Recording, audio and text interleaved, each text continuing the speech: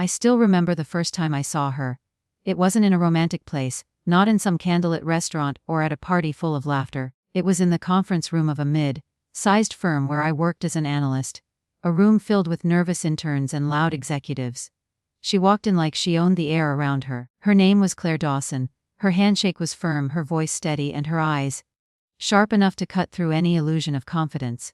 At that moment, I didn't know she'd be the love of my life. Or that one day she'd be the reason I'd question what love even means.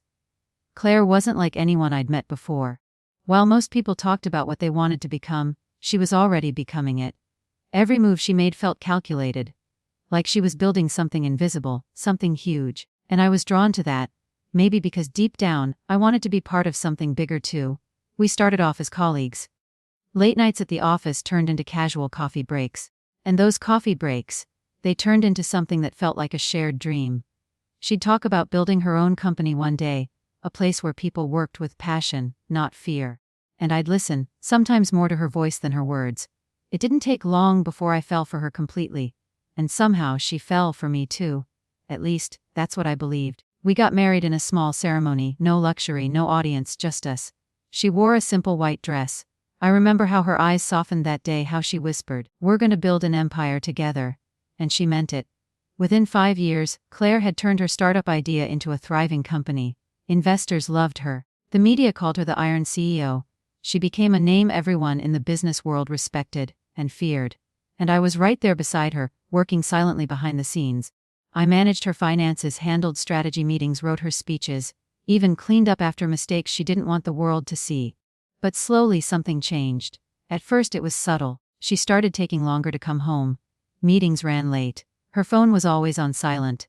She'd smile less when I walked into the room, and more when someone from her office texted. I tried to convince myself it was stress. Success brings distance, right? That's what I told myself. Until one night, everything changed. It was 2 a.m. when she came home.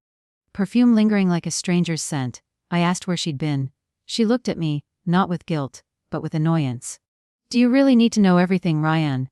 she said, her tone cold, her eyes distant. That was the first time I realized, she wasn't with me anymore. She was somewhere else. Maybe with someone else. But worse than that, she was becoming someone else. The woman I married was kind, driven, passionate. The woman standing in front of me that night, she was ruthless, untouchable. And proud of it. Her empire had changed her. Or maybe it had revealed who she really was all along. Days turned into weeks, and the silence between us grew louder. Until one morning, she placed a folder on the kitchen counter. Inside were legal documents, divorce papers.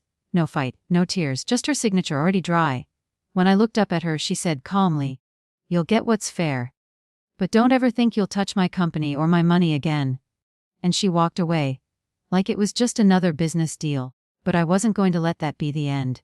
Because while she thought she'd won, she had no idea who she was truly dealing with. After she left, the silence in that house was deafening. It wasn't the kind of silence that comforts you.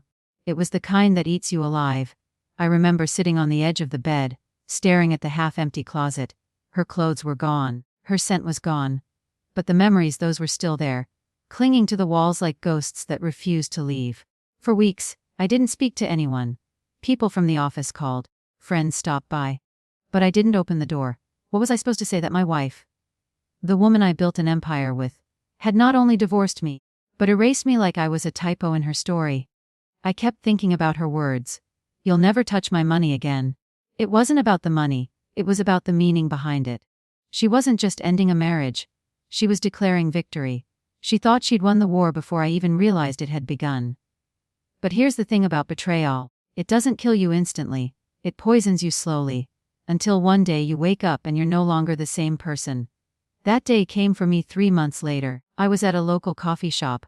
One of those places that smells like burnt hope and old dreams. I overheard 2 businessmen at the next table.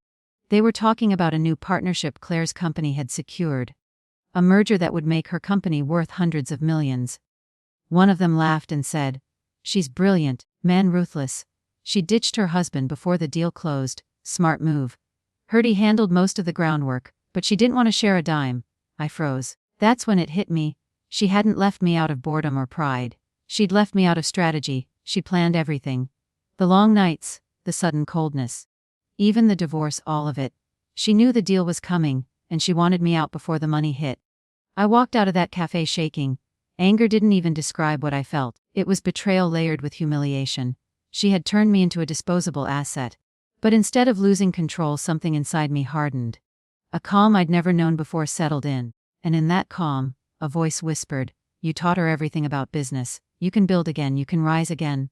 But this time, not for love, for truth. I didn't want revenge to destroy her. I wanted success to expose her. So I started over. No office. No funding. Just a laptop and a fire that refused to die. I began consulting small startups, helping them avoid the same corporate traps I'd once helped Claire build. I worked day and night, barely sleeping, barely eating, and slowly, very slowly, the universe started to shift. People began to notice. My name started circulating in the same rooms hers did. And soon investors who once chased her started calling me. At first, I thought it was coincidence. But it wasn't. They'd seen her arrogance. Her board meetings were chaos. Her employees were leaving, tired of being treated like numbers. Meanwhile, my quiet, steady approach started gaining traction. I built something real, something honest. Not an empire built on manipulation, but one built on trust and value. But life wasn't done testing me yet. One afternoon while I was reviewing a contract, I received a message. It was from her assistant. The same woman who'd once helped plan our wedding. "Ryan."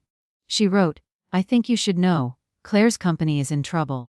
There's an internal investigation. Someone's been leaking data."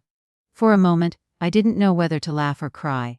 The same woman who built an empire on control was now watching it crumble from the inside. And though a part of me wanted to reach out, another part whispered, "No." She made her choice. Let her live with it. But fate had other plans. Because just when I thought I was done with her, I got a letter. It wasn't from a lawyer. It wasn't from her company. It was from her. The envelope was white, the handwriting hers. I opened it slowly, and inside was a single line written in blue ink: "Meet me, please. Just once." For the first time in months, I didn't know what to feel. Anger, curiosity, closure, I didn't know. But I knew I couldn't ignore it. It was the kind of morning that looked calm, but felt heavy. Gray skies, no wind, the air thick with the smell of rain that refused to fall. I remember staring at my reflection in the courthouse window. Same face, same eyes. But something about me was different now, colder, sharper, like I'd been burned and somehow survived the fire. Inside the courtroom, everything was polished and expensive. Oak tables, marble floors, a faint echo of footsteps that sounded too clean for the kind of dirt that was about to be thrown. And then she walked in, Claire Dawson. The woman I once held through sleepless nights, now walking like a queen entering her own kingdom. Perfect posture, tailored suit, diamond earrings that caught the light like they were mocking me. She looked powerful. But not the kind of power that comes from strength. The kind that comes from control. She didn't even look at me when she sat down. She just adjusted her files, whispered something to her lawyer, and crossed her legs like she was settling in for a victory she already believed was hers. The judge called us to order. My lawyer spoke first, outlining the facts. Years of shared effort, unpaid contributions, intellectual property that started with both our names on it. But her team, oh, they came prepared. They painted me as a shadow. A man who supported her but never built with her. A man who lived off her success. Claire didn't interrupt once. She didn't need to. Her silence was louder than any argument. It said everything: "You're beneath me now." Then came the moment. Her lawyer handed her a paper. She glanced at it. And for the first time that morning, she looked at me. Not with love, not even with hate, just that cold CEO confidence I'd seen 100 times in boardrooms. She leaned forward slightly. Just enough for her words to cut through the quiet. "You'll never touch my money again." It wasn't a statement, it was a sentence. The kind people deliver when they think they've already buried you. For a second the room went silent. Even the air felt heavy, and I could feel every eye in that courtroom shift toward me, waiting to see if I'd break. But I didn't. I looked at her. Calm, steady, unmoving, and said nothing. Because silence sometimes says more than any words ever could. Her lawyer smirked. The judge scribbled something down, and just like that, the hearing moved on. Papers signed. Agreements made. And in less than an hour the story of us, everything we'd built, ended on paper. When it was over, she stood up, gathered her documents, and walked past me. For a brief second, her perfume hit me again, the same scent from the night she first came home late. But this time, it didn't hurt. This time it reminded me who she'd become. She paused near the door, maybe expecting me to say something. But I didn't give her that satisfaction. I just whispered, not to her, but to myself, "You're right, I won't touch your money. Because I'm about to build something money can't buy." She turned slightly, maybe confused. And then she left. That was the last time I saw her, for a long time. But here's the thing about endings. They're rarely the end. Sometimes, they're just the silence before the storm. Because while she thought she'd closed the book, I was already writing the next chapter. And this time, it wouldn't be about revenge. It would be about rebirth. They say the best revenge is success, but that's not true. The best revenge is peace. The kind that comes when you no longer care about proving them wrong, because you've already proven yourself right. After the hearing, I disappeared. Not literally, just from the circles we both used to move in. While Claire was busy hosting galas and being interviewed by Forbes, I rented a tiny apartment above a bookstore downtown. No luxury. Just quiet, and in that quiet I worked. Every day at sunrise I'd open my laptop and lose myself in ideas. New systems, new strategies. I didn't want to rebuild our company. I wanted to build something entirely different. Something human. I called it Lumitech, a consulting network that connected small businesses with ethical investors. People who believed in value before profit. It wasn't flashy, but it worked. Within a year, we had 12 clients. Within 2 we had 100. And by the 3rd year I was on the cover of Entrepreneur Weekly. I didn't smile in that photo, because it wasn't pride I felt, it was peace. But success has a strange way of echoing through the walls of the past. And one night it came knocking again, this time quite literally. It was raining hard. I was reviewing a new partnership deal when I heard a soft knock at my office door. When I opened it, for a moment, I thought I was seeing a ghost. Claire. She looked different. The confidence was still there, but her eyes, they told another story. Tired, lonely, broken in ways I couldn't fully understand yet. "Ryan," she said, her voice quieter than I'd ever heard it. "Can we talk?" I didn't answer at first. She stood there drenched, her expensive coat dark with rain. I finally nodded toward the chair. She sat, and for the first time in years she looked small. "I made mistakes," she said. Her fingers trembled as she spoke. "I thought I could do everything alone. I thought I was stronger without you. But the company's falling apart, Ryan. There's a federal investigation. My partners pulled out. I need help." The words hung in the air. The same woman who once told me I'd never touch her money again was now sitting in front of me, asking for mine. And for a brief moment, I'll admit it, I wanted to enjoy it, to lean back and taste that sweet revenge. But something inside me stopped. I looked at her, really looked at her. And I didn't see the CEO anymore. I saw the woman I once loved, the one who dreamed of building something that mattered. The one who got lost chasing power and forgot where home was. "Claire," I said softly, "you don't need me to fix this. You need to remember who you were before all of this." She blinked, tears forming. "I don't even know who that is anymore." I stood up, walked to the window, and looked out at the rain. "You were the woman who believed in creating something meaningful. You cared once. That's the person you need to find, not me." She was silent. Then after a long pause, she whispered, "I hurt you." "Yes," I said. "You did. And you still helped me," she said softly. I turned back to her. "This isn't help, Claire. This is closure." She nodded slowly, then stood. And for the first time in years she looked at me not as an opponent, but as a human being. "Thank you," she said. She left quietly. And I never saw her again. But a few months later I got a letter. The last one she'd ever send. It was short, handwritten, and sealed with a drop of wax like something from another lifetime. "Ryan, I walked away from my company. I'm starting again, small, honest.